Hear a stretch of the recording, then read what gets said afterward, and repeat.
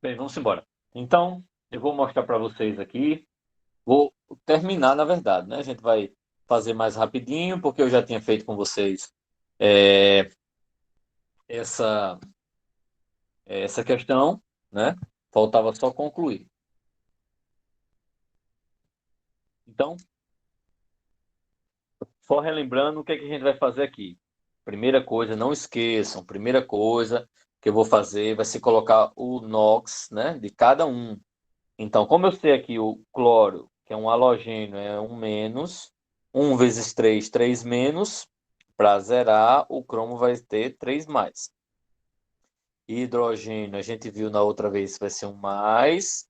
Aí, oxigênio, como é um peróxido, ele vai ser um menos. Vimos que o sódio é um mais, hidrogênio um mais, oxigênio 2 menos. Sódio um mais, oxigênio 2 menos, né? 2 vezes 4, 8. Se eu tenho um 2 para 8, falta 6 mais. O cloro é um menos, o sódio é um mais, hidrogênio é um mais e oxigênio é 2 menos. Foi isso que nós vimos na outra aula. Vimos também que os elementos que estão mudando, variando, foi o cromo, que saiu de 3 e foi para 6. Se ele saiu de 3 e foi para 6, o NOx dele aumentou. Quando o NOx aumenta, ele oxidou. Se ele oxidou, ele é o agente redutor, que é aquele que reduz o outro. Aí, nós vimos o outro elemento que variou, foi o oxigênio, que saiu de um menos para 2 menos. Professor, por que o senhor não usou esse aqui? Porque essa substância já tinha sofrido, né? Já tinha sido oxidada, já vinha de uma oxidação. Então, eu peguei o outro caso. Não vou pegar os dois no mesmo, tá bom? Então, nesse caso, menos um foi para menos dois. Quer dizer, ele estava devendo R$ 1, passou a dever R$ 2. Ou seja, reduziu, diminuiu, reduziu. Quem reduz é o agente oxidante. Ok? Então, isso foi o que a gente tinha feito na aula passada. E aí, partimos para verificar o delta. Delta do cromo e o delta do oxigênio. O delta do cromo saiu de 3 e foi para 6. Aí você faz final menos inicial. 6 menos 3 dá 3. Módulo de 3, 3. E o oxigênio saiu de -1 e foi para -2. Então, final menos inicial. -2 menos -1 vai ser igual a -2 mais 1, que dá igual a -1. Módulo -1, 1. O cromo. Aí é uma coisa que eu não tinha falado da outra vez, que foi quando a gente parou. Se você observar o cromo, eu tenho um cromo aqui e um cromo aqui. Beleza. O que é que eu faço? Cromo multiplica por 1, que dá 3. Aí eu tenho 2 oxigênio e um oxigênio. Eu vou pegar o maior. Nesse caso, eu multiplico por 2, porque 2, quando eu comparo os dois oxigênios que estão sendo modificados, manipulados, digamos assim, que está sofrendo, né, a redução, então eu percebo que o O2, no caso H2O2, eu tenho mais oxigênio do lado esquerdo do que do lado direito. Por isso que eu multiplico por 2. 2 vezes 1, 2. Agora sim, eu vou inverter. Deixa eu só mudar isso aqui.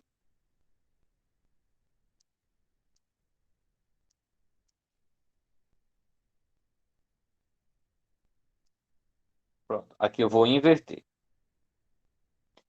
Certo? Então, o cromo vai ficar com 2, significa dizer que eu vou colocar 2 cromos de um lado e 2 cromos do outro, certo? O cromo vai ficar com 2 e o oxigênio vai ficar com 3. Mas aí você pergunta, que oxigênio, professor? Que oxigênio? Certo? Você, inicialmente, você vai colocar os dois. Vou colocar 3 de um lado e vou colocar 3 do outro, porque isso aí eu vou ajustar, claro que eu vou ajustar. Então vamos tentar ver como é que vai ficar aqui. Primeira coisa, cromo. Eu tenho 2 cromos de um lado, 2 cromos do outro, então o cromo está ok. Vamos agora para o sódio, que é o Na. Eu tenho 4 sódios de um lado, né? Eu tenho 4 sódios aqui, ó, 2 vezes 2, 4. Coloco 4 sódios do outro lado. Beleza, maravilha, perfeito. Então, vou colocar 4 sódios. Sódio está ok. Certo? Aí vamos ver a questão do cloro. Tem um erro. Qual é o erro aí, pessoal? Se eu cometi um erro. Qual foi o erro que eu cometi? Ó, vou mostrar para vocês agora. Aqui eu não posso colocar 4. Por que eu não posso colocar 4? Porque eu esqueci de verificar esse outro cloreto de sódio. Ó, eu esqueci de verificar esse outro cloreto de sódio que está aqui. Porque ele tem aqui nesse primeiro, ó, 2 vezes 3, 6. 6 cloros. Então eu tenho que colocar aqui 6 cloros. Agora sim. Então, qual é a minha quantidade de sódio? Agora eu consigo encontrar. 4 com 6 dá 10. Então, vou colocar 10 aqui, ó. 10. Certo? E aí eu vou me organizar. Como é que eu vou me organizar agora? Vamos prestar atenção. Eu tenho hidrogênios. Então, quantos hidrogênios eu tenho? Do lado esquerdo, eu tenho 10 hidrogênio, mais 6 dá 16. Certo? Hidrogênio eu tenho 10 mais 6, 16. Do lado direito, eu só tenho 6. Para ele se transformar em 16, eu preciso de quanto? De 8. Então, vou mudar e vou colocar 8. Está equilibrado o hidrogênio. O hidrogênio também está equilibrado e o cloro também está equilibrado. Faltou só verificar o oxigênio. 2 vezes 3, 6, dá 16. 8 com 8 dá 16. Então, está balanceado a nossa equação. Por isso que eu deixei para balancear com vocês hoje, e se você percebeu, ela tem mais observações a ser feita, ela tem que fazer um jogo de cintura um pouco melhor, que é para você poder conseguir realizar. Se você prestou atenção nos outros, foi gradativamente aumentando o grau de dificuldade, né? Foi mais simples, aí foi complicando, complicando até chegar nesse exemplo aí que exigia um pouco mais de raciocínio. Ok? Alguma pergunta?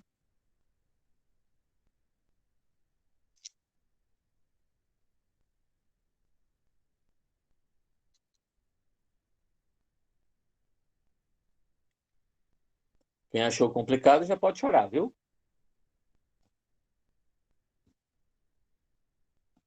Tô brincando. É um pouquinho, Carol. Você tem que fazer. Professor, não manda chorar, não, que eu tô tão assim, emotiva que eu sou assim, né? A ponto de chorar. Agora tem que pegar o balde, sabe? Que eu não sou de chorar. Eu sou muito rígida, mas quando eu choro tem que ter um balde, tá entendendo? Pô, mas fica tranquila que isso é bobagem. Eu falei brincando. É Uhum, um pouco mais certo. complicado, mas que dá Não para me dá fazer dessa, as não, questões. professor. Não, eu não tenho juiz no lugar, não. Parece que botaram. Botaram, não. Dando a minha cabeça na parede, aí eu acho que eu não giro bem, não, desde que eu nasci. Coitado, Vicente Cledson. Meu Daqui a pouco vocês Deus. vão começar a tá se chocando aí. Calma, vamos continuar no assunto. Então, ó. Aqui o que é que passou? Colocou o NOx, é uma outra forma de se fazer. Depois viu quem oxida, quem reduz, fez o delta, certo? Fez o delta.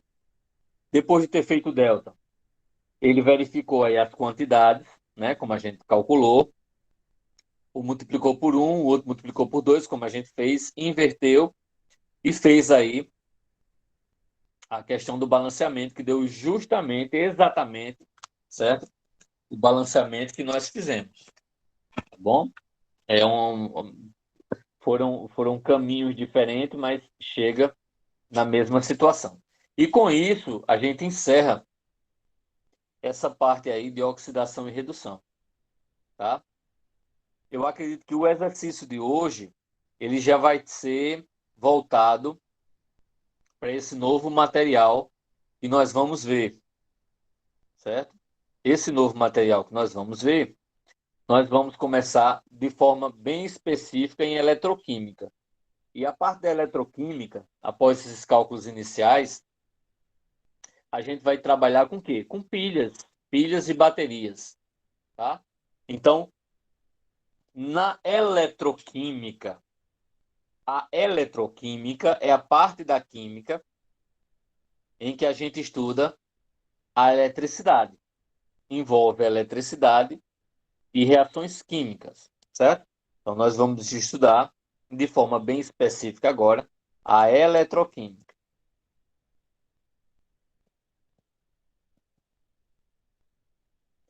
A eletroquímica, ela é dividida em dois tipos de estudo, duas partes. Ela é dividida em pilhas e baterias, né? E eletrólise, certo? Então, a eletroquímica é dividida nessas duas partes. Pilhas, a bateria é uma pilha também, e eletrólise. Qual a diferença das duas? Pilhas, certo? Pilhas nada mais é do que reação química,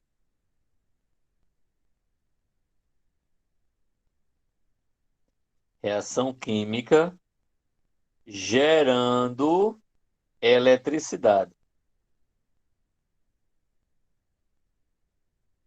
Isso é pilhas. Reação química gerando eletricidade, certo?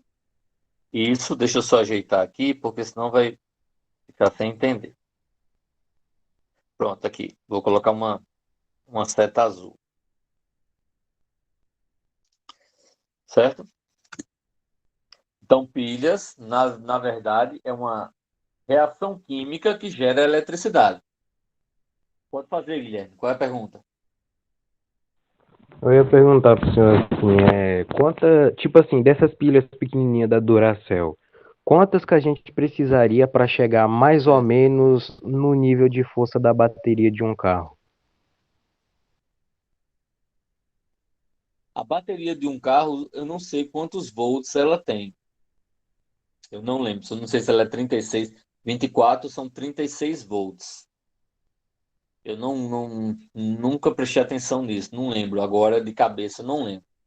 Eu sei que a bateria de um celular, né?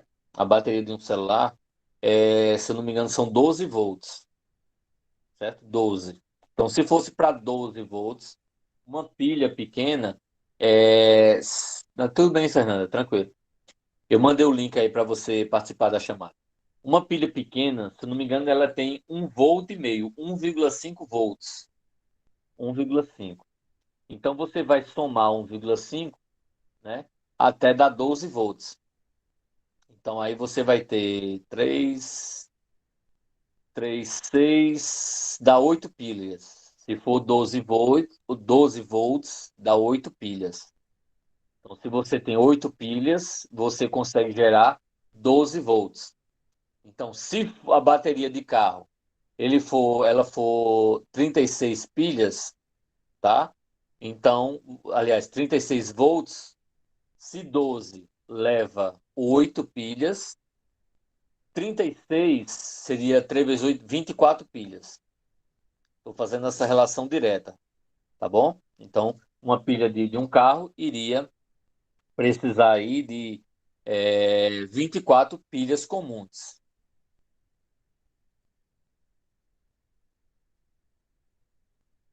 Certo, vou tirar sua dúvida, Ride. Deixa eu só terminar de explicar, Guilherme. Aí, qual é a situação, Guilherme? Qual a diferença de você pegar 24 pilhas comuns comparada com a pilha de bateria? A diferença, comparado com uma bateria de carro, a diferença é o tempo de duração. A bateria do carro ele iria funcionar de forma mais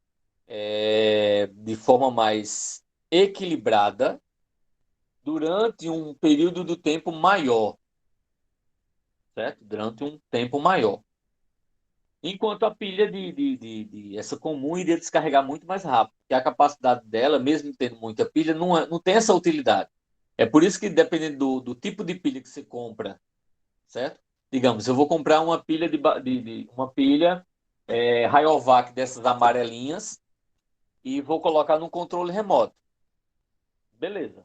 Ele vai estar funcionando, tranquilo. Não é uma top, mas é para controle remoto, é tranquilo. Para relógio de parede.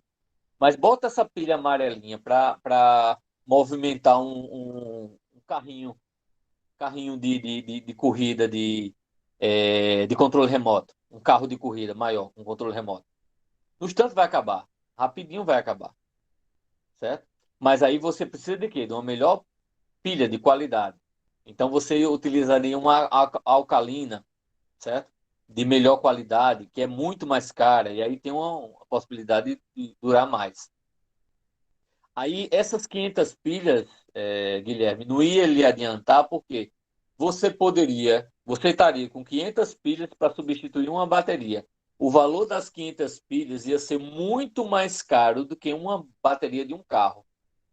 Fora que você ia gerar muito resíduo para jogar no meio ambiente, ou mesmo que você não jogasse no meio ambiente, mas ia gerar muito mais resíduo do que uma bateria de carro. Tá entendendo? E fora que você tem ainda o superaquecimento, que quando a pilha ela não está suportada, a função dela não é, por exemplo, gerar eletricidade para um carro funcionar, então ela vai funcionar no seu limite e vai superaquecer. Você quer ver um teste? Você pega dois fios, coloca em cada pilha. Se você tocar os dois, você vai ver que vai sair faísca. Vai pegar, por exemplo, um bombril e você vai conseguir queimar o bombril. Mas se você segurar os dois polos, certo? Um fio em cada polo da pilha e você tocar os dois. Você vai ver que a pilha vai ter um aquecimento. Vai começar a aquecer, aquecer, aquecer, aquecer. Porque o efeito dela, ela não aguenta sobrecarga. Não aguenta. Por isso que não é ideal utilizar. Entendeu? Aí a pergunta de Rede Cleison. Por que quando o carro ele passa tempo sem funcionar, a bateria descarrega? Porque, primeiro, a bateria, quando é instalada num carro, certo? É igual o carregador quando a gente coloca na tomada. Mesmo que ela não esteja funcionando, mas ela está gerando consumo de energia, certo? Por isso que se diz assim: olha, tu não está usando o carregador, não deixa o carregador na bateria, não. Mesmo na carga, não. Mesmo que você não esteja com o celular conectado, não deixe o carregador na tomada. Porque internamente tá funcionando, o mínimo de eletricidade, mas está funcionando. Então significa dizer que vai estar consumindo a eletricidade da sua casa. Certo? Vai viajar, desliga, tira as tomadas. Televisão. Se você não tem o costume de estar assistindo direto a televisão, não tem sentido você estar em stand-by. Cara, tu vai viajar, vai passar o final de semana fora. Vai passar 2, 3 dias. Deixa a tua televisão fora da tomada. Porque aquela luzinha vermelha lá, certo? Por mais que ela esteja desligada, mas o equipamento ele fica lá em stand-by, significa dizer que o aparelho está pronto para funcionar. Se ele está pronto para funcionar, ele está consumindo eletricidade, porque ele está pronto. É só você acionar o controle, que é um sinal de onda, uma onda eletromagnética que ele recebe a função, e ele já começa a funcionar. Então, o aparelho está pronto, ele está consumindo eletricidade. É por isso que quando você não está utilizando, certo? Principalmente quando você vai viajar, vai passar alguns dias fora e tal, você tira o aparelho da tomada, para não ter um consumo de energia, tá certo? E aí, do mesmo jeito, a questão da bateria. A bateria, ela, se você passa muito tempo sem ela estar funcionando, né, sem o carro funcionar, a bateria ela vai descarregar porque a parte elétrica do carro, certo? Ela vai tá retirando carga da bateria, certo? A bateria ela vai descarregando porque ela está conectada ao carro, certo? Os carros novos, os carros mais novos, ele tem um sistema diferenciado, certo? Que ele, quando o carro está parado, ele corta completamente a função elétrica do carro. Se bem que se você prestar atenção, mesmo um carro sendo um pouco mais antigo, de alguns anos atrás, mas você tem alarme no carro. Então você está consumindo, a bateria está sendo consumida. Porque queira ou não queira, você tem a luzinha do alarme que tá lá. Porque a mesma história da televisão, quando você aciona, ele vai destravar. Se o cara tentar abrir a porta, ele vai tocar o alarme. Então ele está funcionando, ele está consumindo bateria. Então a bateria vai ser descarregada. Vai chegar num ponto que a bateria vai não ter mais carga, dependendo, claro, da quantidade de tempo que você passa com o carro parado. E quando você funcionar, ela não vai estar funcionando. Mas você diz, professor, e por que ela não descarrega em uso? Porque a bateria ela funciona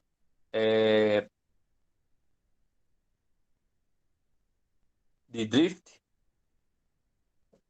Não sei, não sei. Provavelmente duas, mas por ele ser mais leve, né? Possivelmente tenha só uma, mas é uma bateria diferenciada, não é essa comum que a gente tem. É de 2 a 3?